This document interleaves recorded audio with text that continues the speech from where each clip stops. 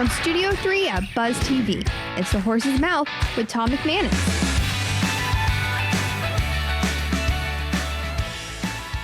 All right, time once again for another edition of The Horse's Mouth here on Buzz TV, at Tommy Max, of course, at my bar. We're talking a little football, a little fashion, a little finance this time around. Brought to you by our good friends at the Heritage Capital Group and at Farther. Let's welcome in my old coach, Coach Randy Edsall. Hey, Coach, how are you, pal? How you doing, buddy? Good to be here. You. Yeah. NFL coach, college head coach. Which one do you prefer, my man? If you look back on your career, would you rather be a college head coach or an NFL coach? They were both very rewarding. Yeah. Back when I first started, yeah, I think the college for me was the best way to go in terms of having the influence you could have on young people. Yep. But as it progressed and I got towards the end of my career, I'd much rather been an NFL head coach because of all the NLI, the portal, you name it, the stuff you had to deal with. Right. That's what I tell people. If you can get in coaching right now, try to get to the NFL because it's a lot less headaches. You got to have a separate staff for that NIL and the portal, don't you? Like a full staff?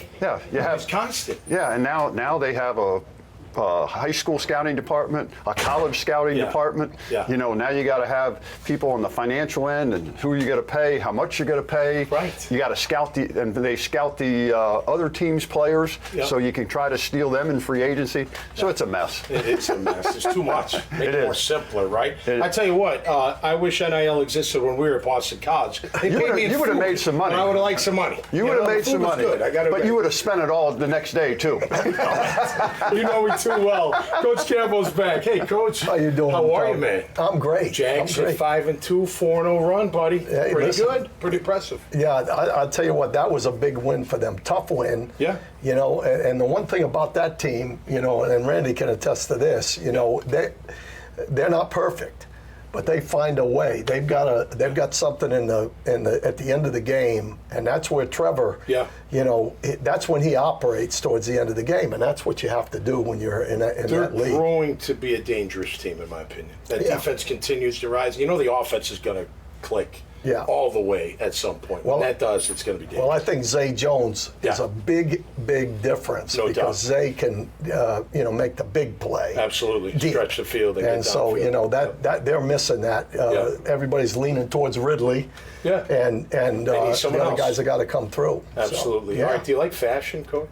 Oh, I love fashion. Listen, what guy doesn't like fashion? Listen, the NFL. Yeah. The NFL, that's all those guys do for crying out loud. We used to, when I coached with him, we used to call him the fashion plate because all the stuff he'd come in, different stuff on and everything else. Oh, he was top of the line. Now, listen, I'm a far cry from this young lady that you're going to be talking to. No. Roxana Seminario, how are you? Did I get that right? You sure did. Very nice to meet you. Fashion Group International. You're into fashion, I presume. Yeah. All right, tell us about it. What are you doing? I am the regional director of the North Florida chapter. Okay. I pretty much head a chapter that is made up of fashion professionals working in the beauty, lifestyle, retail, fashion design sectors. And the organization is headquartered in New York. It's a lot bigger. We have chapters all over the world. Okay. A total of, I would say, 50,000 members altogether internationally. Wow. And some very notable names that are part of the organization. It was started about 95 years ago. One of its founders was Eleanor Roosevelt, and people might recognize the name Elizabeth Arden. Yes. So, yeah, thanks for having me. I'm happy to be here. Absolutely. Have you always been in fashion? Is that your background, or when did you get into it? I have 3 daughters. They're all in fashion, don't get me wrong, so you know what I mean. But when it became a profession for you, were you always into fashion? So, I think as a young person, my mom was very much into fashion design, and she introduced me to different designers in the fashion world. I went through a period where I wanted a model, but my mom would not let me. Instead, she said, you have to go to school and get an education. So I said, okay. But I ended up finding my own assignments on the side and worked a little bit in front of the camera and worked behind the camera as a result. Did an internship in PR and wrote as a fashion editor for my college yearbook. I worked at a modeling agency, so kind of always had a foot in the fashion world. Yeah, great. You ever look at like ball players and be like, man, I wish I could dress that dude, you know? I don't know how good I would be at styling someone, but I do appreciate and I recognize when I see good style, and I love to see.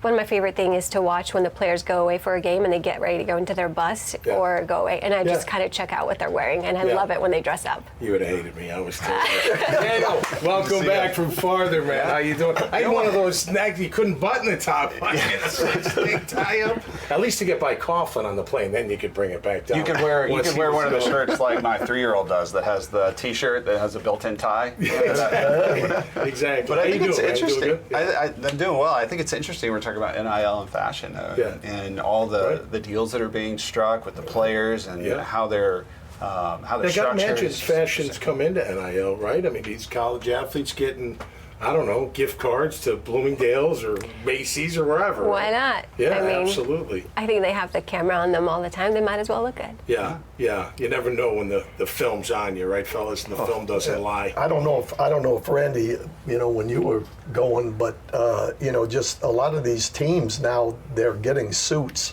For the entire team. Right. In college. Or trucks. Yeah. All right, here's one for you. Who was the best dressed over the course of time Jaguars head football coach on game day? Who are you going? Yeah, I know who mine is. You've coached with them. He is slick. Del Rio.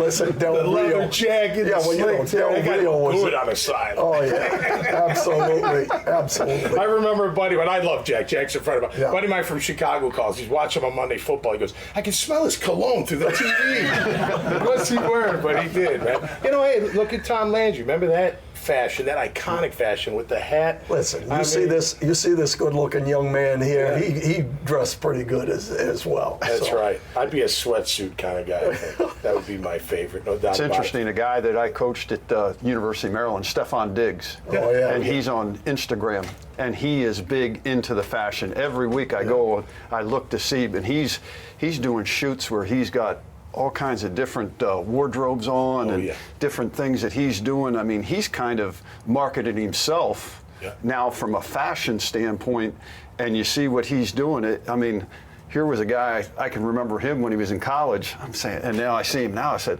man, where did that come from? I mean, he's got all the up-to-date things, and he's modeling things, and he's doing things in his spare time during the season and off-season. He's in Italy and all over the world with doing things with fashion, which is incredible because he's taken his talent and using it with something worthwhile, and he, like I said, and helping other people to promote their brand as well. Yeah, I loved on when we would travel. The suits were just unbelievable. All different colors, alligator skin, lizard skin. Every time they come on the bus, everybody like, "Oh, that's a good one, man." Looking good. Clapping for him, right? Clapping for him. You know who was a guy that really dressed well when I was at the Jags was Mickey Washington. He did. Mick did. Mickey was a well-dressed young man and came in with something different every week. And, I know you remember that three-piece suit that Andre Rison had because he got up in front of the team before New England. You remember that suit? Oh, yeah. We'll talk about that on another time. Thanks for all being here. Appreciate you. Best of luck. Thanks for much. taking the time. Coach, always a pleasure. All right, that'll do it for us this time around. Make sure you go to iwantabuzz.com. You'll see all their profiles. You'll see this conversation. You'll see many, many others right there on the website. So until next time, y'all stay safe and be cool out there. We'll see you right here on The Horse's Mouth. Cheers. The team at Heritage Capital Group is special because it's a collection of people across the spectrum. We have people who have been in the shoes of owners that are looking to buy and sell, and professionals that have executed transactions helping buy and sell companies for decades. I think when you talk to us, see what our experience is, see what our skills are, see the reach that we have, you will be very happy with the recommendation.